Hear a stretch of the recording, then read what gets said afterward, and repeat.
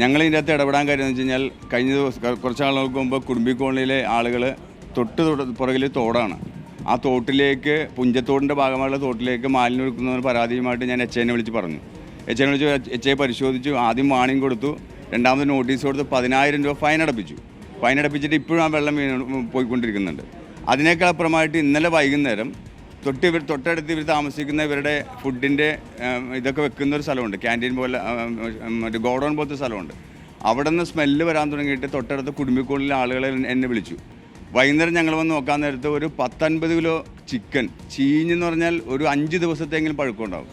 ആ സ്മെല്ല് ആ പ്രദേശം മുഴുവൻ പറയുന്നത്. അപ്പോഴാണ് ആളുകൾ വന്ന് പരാതിയുമായിട്ട് വന്നത്. ഇന്നലെ അതൊക്കെ എടുത്ത് മാറ്റി. പക്ഷേ അവിടെ ഇരിക്കുന്ന മറ്റ് സ്റ്റോക്കിരിക്കുന്ന സാധനങ്ങളൊക്കെ മോശമായിട്ടുള്ള സാധനങ്ങളാണ്. പ്ലാസ്റ്റിക് വേസ്റ്റ് കൂമ്പാരം കൂട്ടിയിട്ടിരിക്കുന്നു, പല സ്ഥലങ്ങളിലും വേസ്റ്റ് നിറഞ്ഞിരിക്കുക. ഇത്രയും നടപടി എടുത്തിട്ട് പോലും ഒരു കാര്യങ്ങൾ ഭംഗിയായിട്ട് കൊണ്ടുപോകാൻ അവർ ശ്രമിക്കുന്നില്ല. ഇപ്പോഴും പഴയപടി തോട്ടിലേക്ക് വെള്ളം ഒഴുക്കുന്നുണ്ട്. ഫുഡ് വേസ്റ്റൊക്കെ ഇവിടെ പിടിച്ചിരിക്കുന്ന വേസ്റ്റൊക്കെ നിങ്ങൾ പരിശോധിച്ചാൽ നമുക്ക് കാണാൻ സാധിക്കും, പഴകിയ ഫുഡാണ് ഇവിടെ കൊണ്ട് സപ്ലൈ ചെയ്യുന്നത്.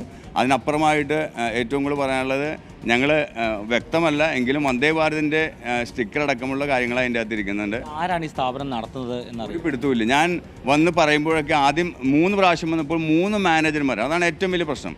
ആദ്യത്തെ മാനേജറെ കണ്ട് സംസാരിച്ചു, അയാൾ നടപടി എടുക്കാമെന്ന് പറഞ്ഞു, ക്ലീൻ ചെയ്യാമെന്ന് പറഞ്ഞു. രണ്ടാമത് വന്നപ്പോൾ വേറെ ആളാണ്.